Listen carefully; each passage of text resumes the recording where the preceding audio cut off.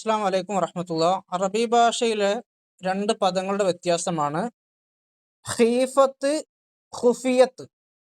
അപ്പോൾ ഇത് നമുക്ക് ഖുർആനിൽ നിന്ന് മനസ്സിലാക്കാം. ഖീഫത്ത് എന്ന് പറയുമ്പോൾ നമുക്ക് ഖീഫത്ത് എന്ന് പറഞ്ഞാൽ ഖൗഫ് എന്നാണ്. അത് പേടി, ഭയം എന്നൊക്കെയുള്ള അർത്ഥമാണ്. ഖായിഫ്, ഖൗഫ് എന്നൊക്കെ ഖുർആനിൽ വന്നിട്ടുണ്ട്. അല്ലദീ അത്അമഹും മിൻ ജൂഇൻ വ ആമനഹും മിൻ ഖൗഫ്. ഖായിഫ് എന്നും ഖുർആനിൽ വന്നിട്ടുണ്ട്. ഖീഫത്ത് എന്നും ഖുർആനിൽ വന്നിട്ടുണ്ട്. ഖീഫത്ത് എന്ന് പറയുന്നത് സൂറത്തുൽ അറാഫിലെ ആയത്തിലാണ്. ആ ആയത്ത് ഇങ്ങനെയാണ്: വദ്കുർ റബ്ബക ഫീ നഫ്സിക തളർറുഅൻ വഖീഫ എന്നുള്ളതാണ് ആയത്ത്. അപ്പൊ ഇവിടെ തളർറു കഴിഞ്ഞിട്ട് ഖീഫത്ത് എന്നുള്ളതാണ് ഇവിടുത്തെ പദപ്രയോഗം. അപ്പൊ ഇവിടെ പേടി, ഭയം എന്നൊക്കെയുള്ള അർത്ഥത്തിലാണ് ഇവിടെ ഇതുള്ളത്. ഈ വാക്ക് ഖാഫ യഖാഫു എന്നുള്ള വാക്ക് എന്നാണ് എല്ലാവർക്കും ഇതിന്റെ ഇതറിയാം. പേടി, ഭയം നമ്മൾ പൊതുവെ കേട്ട് കേൾവിയുള്ള വാക്കാണ്.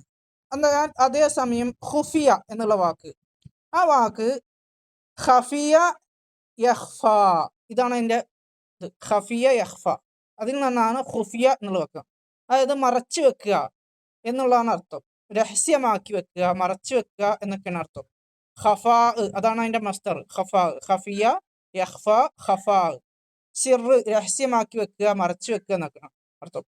ഉദ്ഉ റബ്ബക്കും തളർറുഅൻ വഖുഫിയ, ഇവിടെ അർത്ഥം എന്താ വെച്ചാല് രഹസ്യമായി പ്രാർത്ഥിക്കുക എന്നുള്ളതാണ്. രഹസ്യമായി പ്രാർത്ഥിക്കുക എന്നുള്ളതാണ് ഇവിടെ അർത്ഥം. അപ്പൊ ഈ ഇവിടെയുള്ള ഖുഫിയ എന്നുള്ള പദപ്രയോഗം അത് ഖഫിയ യഖ്ഫ എന്നുള്ളത് തെളിയിക്കാൻ വേണ്ടിയിട്ട് ഒന്ന് രണ്ട് തെളിവുകൾ ഞാനിവിടെ കൊടുക്കുന്നുണ്ട്. ആ തെളിവുകൾ ഒന്ന് കാണാം ഇൻഷാ അല്ലാഹ്. അതിലൊരു തെളിവാണ് ഇത്. യൗമ ഹും ബാരിസൂന ലാ യഖ്ഫ അലല്ലാഹി മിൻഹും ഷൈഅ എന്നുള്ള ആണ്. ലിമനിൽ മുൽക്കുൽ യൗം ലില്ലാഹിൽ വാഹിദിൽ ഖഹാർ എന്നുള്ള ആയത്ത്. അപ്പൊ ഇവിടെ അർത്ഥം എല്ലാം പ്രകടമായി വെളിവാകുന്ന ഒരു ദിവസം. ആ ദിവസം എന്ത് ചെയ്യാൻ പറ്റില്ല, അവർക്ക് അള്ളാഹുവിൽ നിന്ന് ഒന്നും മറച്ചു വെക്കാൻ സാധിക്കില്ല, ഒന്നും രഹസ്യമാക്കി വെക്കാൻ സാധിക്കില്ല. അപ്പൊ ഇവിടെ ലാ യഖ്ഫ എന്ന് പറഞ്ഞാൽ ഇവിടെ എന്താ അർത്ഥം?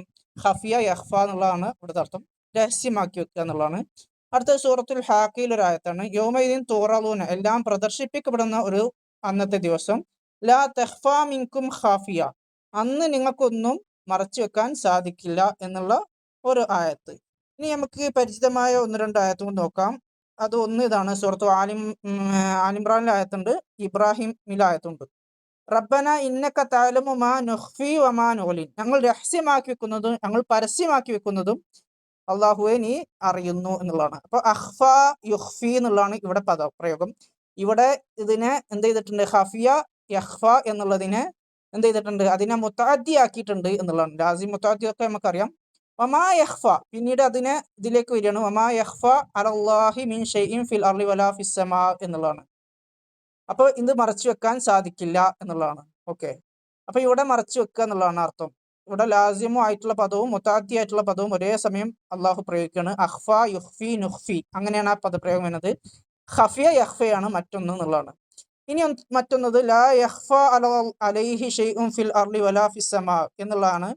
ഇത് സൂറത്തു ആലിമ്രാനിലെ ഒരു ആയത്താണ്. ഇന്നല്ലാഹ ലാ യഖ്ഫ അലൈഹി ഷൈഉൻ ഫിൽ അർളി വലാ ഫിസ് സമാ. സൂറത്തു ആലിമ്രാനിലെ ആദ്യ ഭാഗത്ത് തന്നെയാണ് ഈ ആയത്തുള്ളത് എന്നുള്ളത് ശ്രദ്ധിക്കുക. ആദ്യ 10 ആയത്തിന്റെ ഉള്ളിൽ തന്നെയാണ് ഈ ആയത്ത് വരുന്നിട്ടുള്ളത്. ഓക്കെ, പിന്നൊന്ന് സൂറത്തുൽ ആലയിലെ സബ്ബിഹിസ്മ റബ്ബിക്കൽ ആല എന്ന് പറയുന്ന ആയത്തിൽ ഇല്ലാ മാഷാ അല്ലാഹ് ഇന്നഹു യഅലമുൽ ജഹ്റ വമാ യഖ്ഫ, അവൻ പരസ്യമായതും എന്താണ് രഹസ്യമായതും അറിയുന്നു, മറച്ചു വെച്ചതും അറിയുന്നു എന്നുള്ള അർത്ഥമാണ്. അപ്പൊ രഹസ്യമായത്, മറച്ചു വെച്ചത് എന്നൊക്കെയാണ് ഖഫിയ യഖ്ഫ.